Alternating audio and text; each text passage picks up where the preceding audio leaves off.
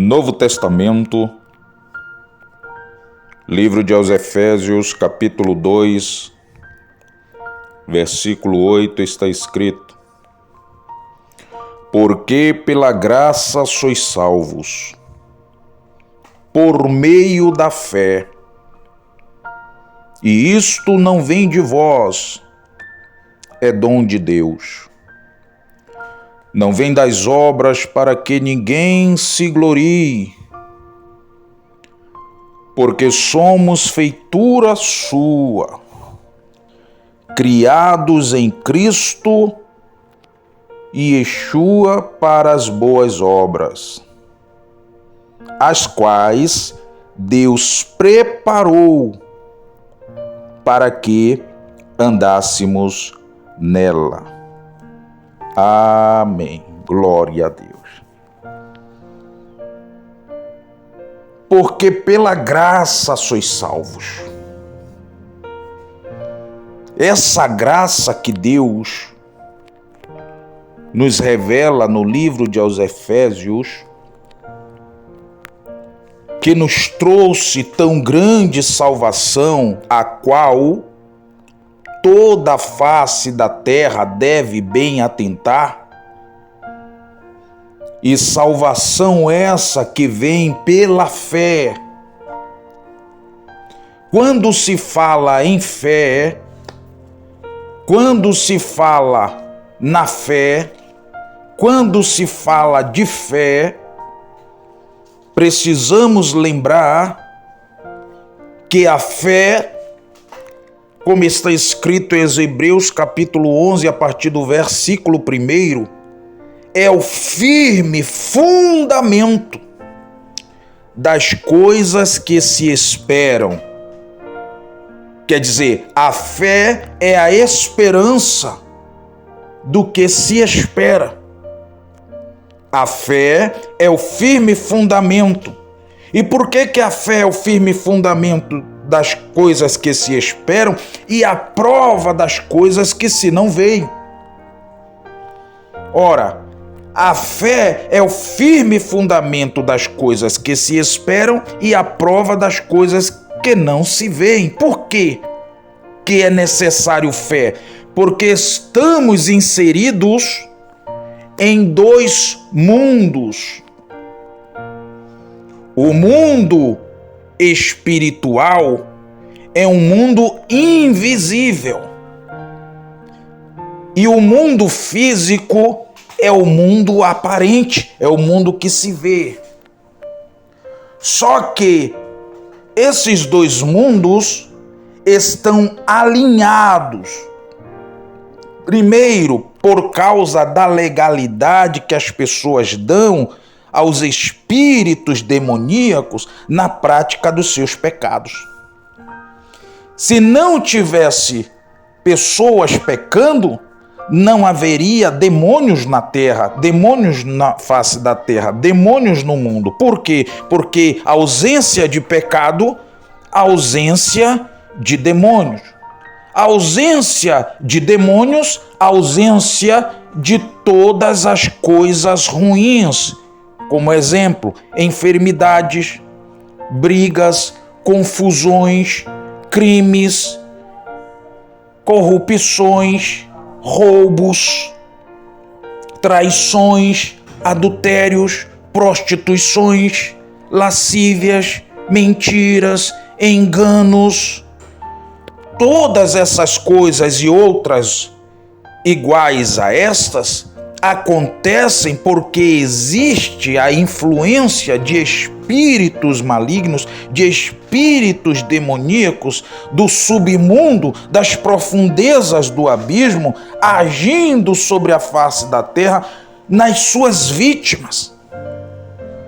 Em pessoas que vivem atoladas nos seus erros, nos seus pecados, achando que estão vivendo as suas próprias vidas na terra, porém estão sendo manipuladas por espíritos demoníacos que dentro dos seus corações colocam os desejos da prostituição, os desejos de roubar, os desejos de se prostituir, os desejos de se viciar, os desejos de de brigar, os desejos de viver de acordo o que é mal, o que é ruim para a sua própria vida. Por quê? Porque essas pessoas estão debaixo de um domínio, de um jugo demoníaco, espiritual, que está inserido sobre a face da terra antes mesmo,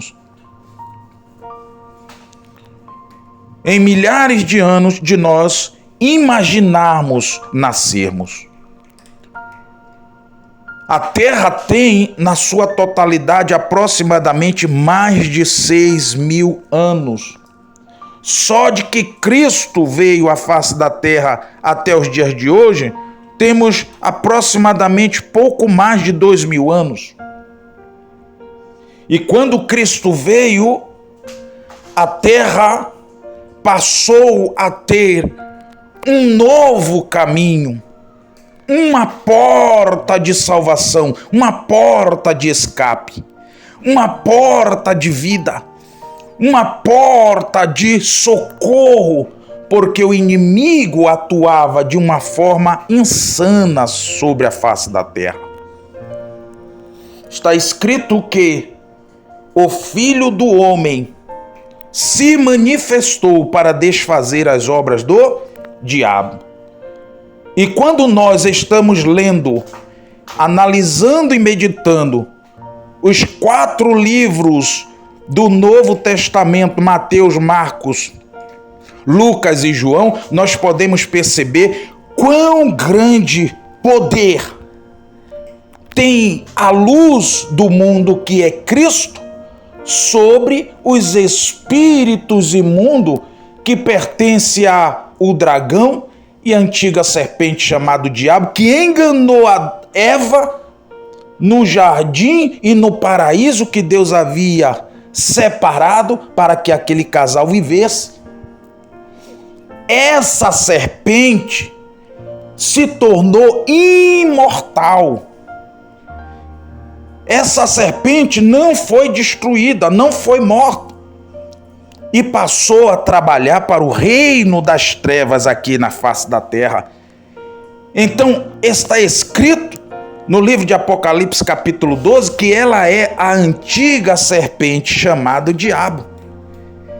Então, quem é o diabo? É a morte. Quem é o diabo? É uma serpente que engana com as suas filosofias vãs, com as suas vãs religiões, com as suas vãs idolatrias, com as suas vãs maneiras de filosofar sobre a face da terra, inclusive trazendo a mentira do Big Bang, como se a terra tivesse sido feita e exposta por um cataclisma universal chamado Big Bang, que de uma explosão todas as coisas se formaram e existe até os dias de hoje por causa desse Big Bang. Quando as escrituras sagradas nos diz pelo livro de Gênesis, que significa o livro do começo, o livro do início, que existe um Criador, existe o que fez os céus e a terra, e depois de fazer o céu e a terra, ele criou.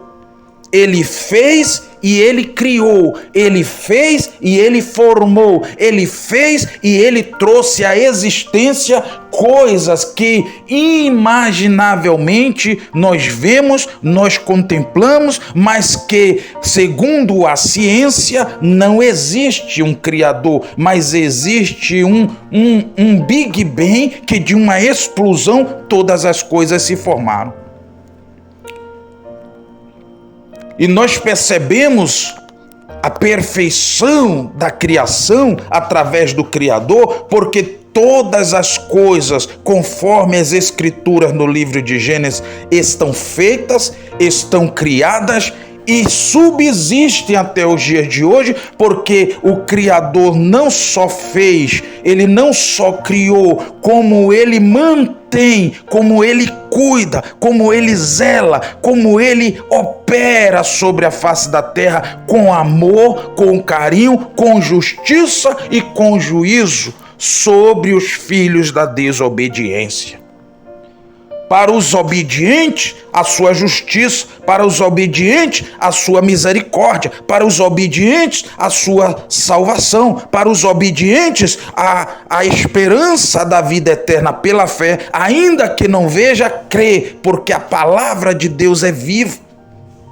E crê no que não vê, porque se ouviu e se leu a respeito do que existe, mesmo que aos olhos humanos não se possa ver nem contemplar, mas está escrito, e ninguém poderia escrever com tanta perfeição e maestria, singeleza e majestade, o que as escrituras sagradas de 39 livros do Antigo Testamento, como os 27 do Novo, formando 66 livros, a Bíblia Sagrada, com perfeição do Antigo Testamento e com a singela e sagrada e divina perfeição do Novo, pelo sangue da nova e eterna aliança, trazido salvação pelo seu próprio Filho Yeshua HaMashiach, que foi enviado ao mundo para que todo aquele que nele crer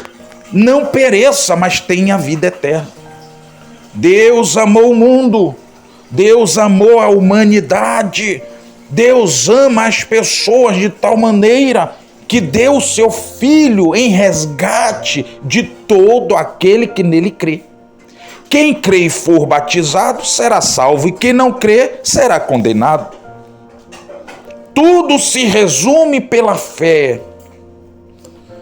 Crer ou não crer, acreditar ou não acreditar, ter a Bíblia como a sua bússola celeste ou viver de acordo às filosofias humanas, as filosofias religiosas, as mentiras do diabo em forma de religião e de Cristo sobre a face da terra, enganando as multidões e as multidões seguindo as multidões a passos largos do inferno. E está escrito que multidões e multidões no vale da decisão. Eis que o dia do Senhor vem e ele está perto. Não importa o que as pessoas na sua pequena maneira de raciocínio pensam e diz. Você não pode deixar de ouvir, de analisar, de ler o que Deus há anos e eterno fala para ouvir uma pessoa que nasceu outro dia. Você não pode deixar de dar crédito a alguém que tem uma eternidade de vida para dar crédito a pessoas que são pequenas, fracas, frágeis e limitadas dentro do que elas acham e dentro do que elas pensam, para desprezarem, para serem incrédulos, para se apartar com um coração mau e perverso desse Deus tão vivo, tão santo, tão rico, poderoso e que tem vida eterna para dar a todo pecador que se arrepende, se afasta e deixa os seus pecados, os seus maus caminhos. Por quê? Porque no livro de aos Hebreus, no capítulo 10 e versículo 37, porque ainda um pouquinho de tempo, e o que há de vir, virá e não tardará. O que é o que há de vir, virá e não tardará? A promessa da vinda do Filho de Deus, buscar aqueles que dantes pecaram e se arrependeram dos seus pecados e lavaram e branquearam as suas vestes, as suas almas no sangue do Cordeiro, que é o Filho de Deus. Esse sangue foi derramado na cruz do Calvário para nos livrar da morte eterna. Condenação essa que vem através da prática do pecado. O pecado é um veneno que não mata na hora, ele mata depois. E essa serpente que envenena a humanidade com o seu pecado, com o seu veneno, ele tem por posse a alma que é eterna e que vive dentro dos corpos que pecam. Então qual é o preço do pecado? A alma do pecador. Qual é o preço do pecado? A alma do pecador. E essa alma é passageira ou é eterna? É eterna. A carne é passageira, mas a alma é eterna. Então foi necessário que um sangue inocente pagasse pela sua alma. E a sua alma não foi paga por ouro, por prata, por dinheiro, por pedras preciosas. A sua alma foi paga com o precioso sangue do Cordeiro, o sangue de Cristo, o sangue do Machia, do ungido, do libertador, do broto, do renovo, do Salvador, da salvação, daquele que era, daquele que é e que há de vir buscar aqueles que entregaram a ele as suas preciosas almas e foram lavados e comprados dos seus pecados pelo seu próprio sangue. Então é por isso que está escrito que pela graça sois salvos. A graça não foi de graça e não é graça como entendemos na nossa cultura gentílica, na nossa cultura brasileira, de graça, porque de graça todo mundo quer alguma coisa. Não. Essa graça é preciosa, essa graça, ela comprou a sua salvação e por você, para você, porque está escrito em Atos dos Apóstolos, crê no Senhor Jesus Cristo e será salvo tu e a tua casa. Então quando você se arrepende dos seus pecados, se lava nas águas da vida, das águas vivas que é a palavra de Deus, e recebe a regeneração do Espírito Santo, e lava e branqueia suas vestes, que estão manchadas, que estão sujas, que estão poluídas e fedorentas pelo charco de lodo, como está escrito no livro de Salmos 40, a partir do versículo 2. Tirou-me de um lago horrível. Esse lago horrível é o mundo. Por que é um lago horrível? Porque nele jaz no maligno. É um lago horrível, um lago escuro, de um charco de lodo. O que é o lodo? É aquilo que o diabo oferece como coisas boas, prazerosas, maravilhosas, mas que contamina a sua alma e que te afasta de Deus e te conduz à perdição eterna. O diabo não está preocupado com a vida das pessoas na terra, ele está preocupado em não perder a alma dessas pessoas para que essas almas sejam conduzidas ao inferno, enganando-as na prática diária do pecado e fazendo elas se contentarem com a ilusão de que elas vão se dar bem o tempo todo. É por isso que está escrito. Perguntaram para o apóstolo Pedro o que eles deveriam fazer para herdar a salvação. O que era que eles deveriam fazer? Porque eles não queriam ser condenados com o mundo. O que era que eles precisavam fazer? Porque os seus corações começaram a se compungir com a palavra de Deus na boca do apóstolo Pedro. A palavra de Deus começou a fazer um efeito poderoso dentro dos seus corações. O apóstolo Pedro pregava e o Espírito Santo confirmava. Capítulo 3 do livro de Atos, a partir do versículo 19, está escrito: arrependei-vos, pois, e convertei-vos, em outras palavras, desviai-vos dos vossos pecados, dos vossos maus caminhos, das vossas mentiras, dos vossos enganos, das vossas ilusões, das vossas falsas religiões que estão te enganando, dizendo que você vai para um bom lugar, quando vocês estão perdidos na mão de Satanás. Deus quer abrir os vossos olhos da cegueira espiritual, para que vocês enxerguem a luz que é Cristo. E enxergando essa luz, Deus desvia as vossas vidas do caminho de Satanás e vos converte a Deus. Porque tudo que Satanás dá tem um preço, e o preço daquilo que Satanás cobra é a sua alma, é a sua salvação, é a sua vida eterna. É por isso que está escrito: porfiai, pois, por entrar pela porta estreita, porque estreita é a porta e apertado o caminho que conduz à vida eterna, que conduz à salvação, que conduz a Deus, que conduz ao reino dos céus, e poucos há que a encontrem.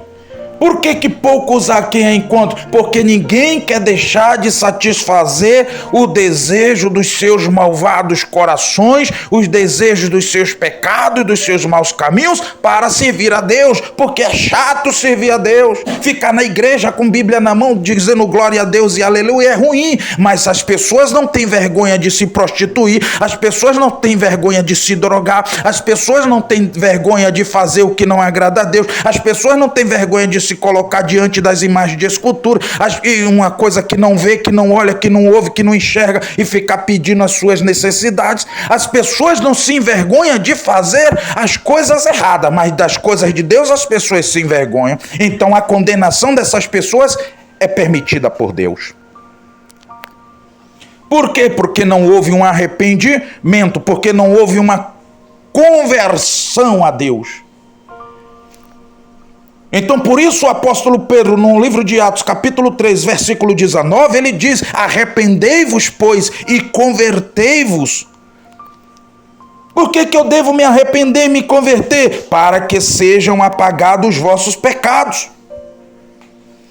E para que venham assim os tempos de refrigério, de paz, de calma, de tranquilidade na alma, pela presença do Senhor.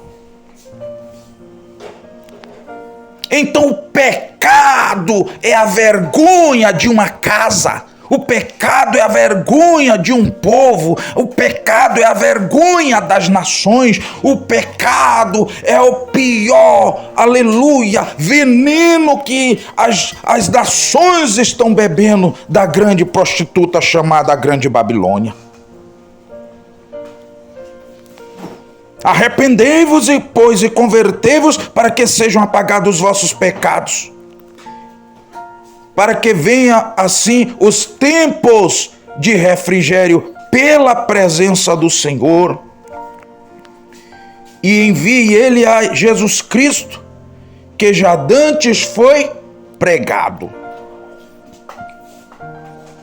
Uma pessoa só pode viver, só pode ter, só pode sentir a presença do Filho de Deus, daquele que salva, daquele que liberta, daquele que transforma, daquele que perdoa, daquele que limpa, daquele que livra, daquele que salva, daquele que tem uma vida eterna para ti, se ela se dispõe e se ela rejeita a sua vã maneira de viver e não deixa o seu malvado, perverso, incrédulo coração te enganar, mas deixa a vontade de Deus fluir em sua vida, então você chora arrependido e reconhece. Por quê? Porque o Espírito Santo de Deus, ele começa a trabalhar, ele começa a tocar, ele começa a inflamar os corações e a compungir os corações, trazendo arrependimento, trazendo o temor de Deus, sabendo que a qualquer momento a sua alma pode ser tragada pelo diabo e lançada nas profundezas do inferno. Então Deus levanta os seus servos, as suas servas, os seus profetas para trazer o arrependimento à terra, porque ele está irado com a face da terra por causa dos seus pecados, dos seus maus caminhos, dos seus erros, por causa da violência, por causa da incredulidade, por causa da idolatria. E Deus está trazendo arrependimento para todo aquele que nele crê não perecer, mas ter a vida eterna na presença do Deus que é verdadeiro, que é justo, que é santo, que limpa, que salva e que tem verdadeiro amor pelas almas daqueles que pecam, mas que se arrependeram dos seus maus caminhos. Xedarabacalabaxandarabacalambaçu. Xedarabacalabaxandarabacalambaçu. Oh, glória a Deus. Louvado seja o nome do Senhor. Louvado seja o nome daquele que vive e reina para todo sempre. Oh, maravilha de Deus. Livro de Atos, no seu capítulo 10, Pedro está dentro da casa de um centurião romano, de um homem que era servo de Deus, que temia a Deus, que vivia orando a Deus, que a hora nona estava em oração diante de Deus, e lhe apareceu o anjo do Senhor. E o anjo do Senhor lhe deu uma notícia.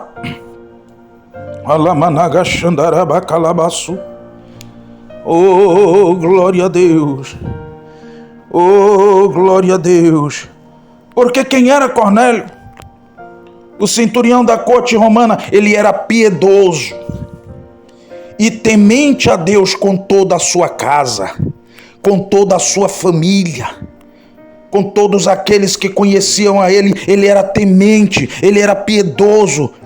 É por isso que está escrito no livro de Eclesiastes, no seu capítulo 12, e no versículo 13, se não estou esquecido, de tudo que se tem ouvido, o fim é: teme a Deus e guarda os seus mandamentos, porque isto é o dever de todo homem, porque Deus há de trazer a juízo toda a obra, todas as ações, todas as práticas das pessoas sobre a face da terra, até tudo que está encoberto, até tudo que está escondido por debaixo do pano, quer seja bom, quer seja mal. Eclesiastes capítulo 12, versículo 13 e 14.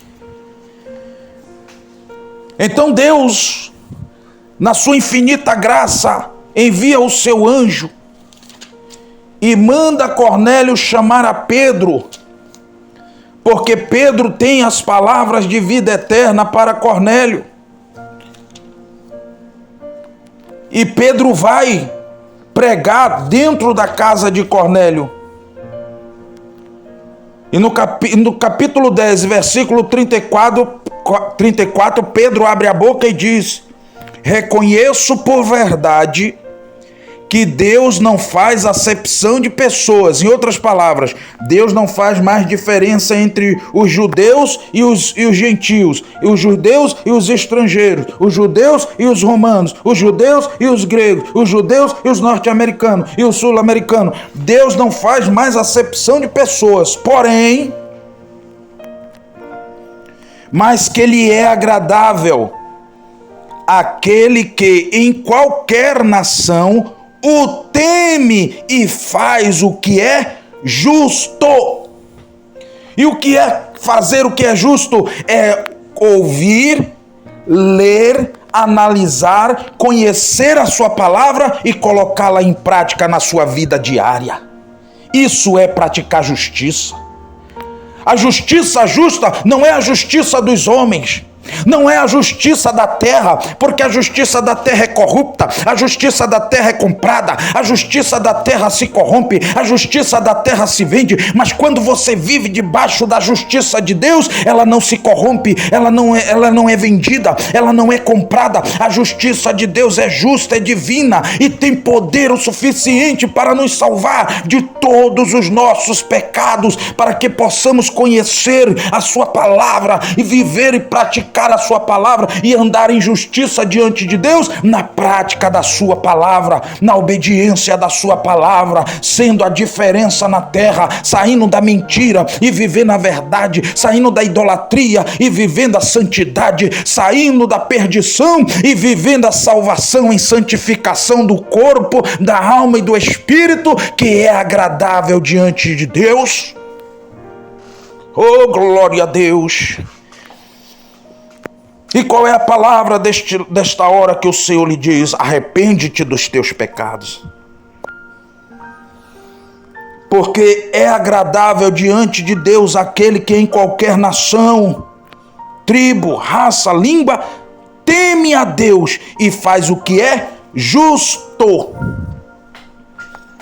Você tem feito o que é justo diante de Deus? Você tem vivido para a palavra de Deus? Você tem andado na palavra de Deus? Você tem buscado conhecer a justiça de Deus, que é Cristo em nós? Xedarabacalabassuri candalaba xandarabacalabaçu. E calamanaga xandarabacalabaçu. Arrependa-te e converta-te, para que sejam apagados vossos pecados, e venham assim o tempo de refrigério pela presença do Senhor, pela presença do seu Salvador. Está escrito que nenhum outro nome é dado entre os homens pelo qual devamos ser salvos. Só existe um Deus único e verdadeiro, que é o Deus de Abraão, o Deus de Noé, o Deus de Abraão, o Deus de Isaac, o Deus de Jacó, o Deus de Moisés, o Deus de Josué, o Deus de Davi.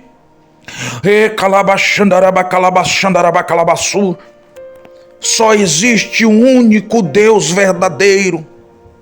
Não importa quantas religiões estão sendo abertas, quantas igrejas estão abertas sobre a face da terra, o que importa é Deus, a sua palavra e a sua obediência diante dele. E se você se arrepende, se converte nesta hora, para que sejam apagados os vossos pecados e venham assim o tempo de refrigério pela presença do Senhor, ore comigo agora a oração do arrependimento e diga: meu Deus,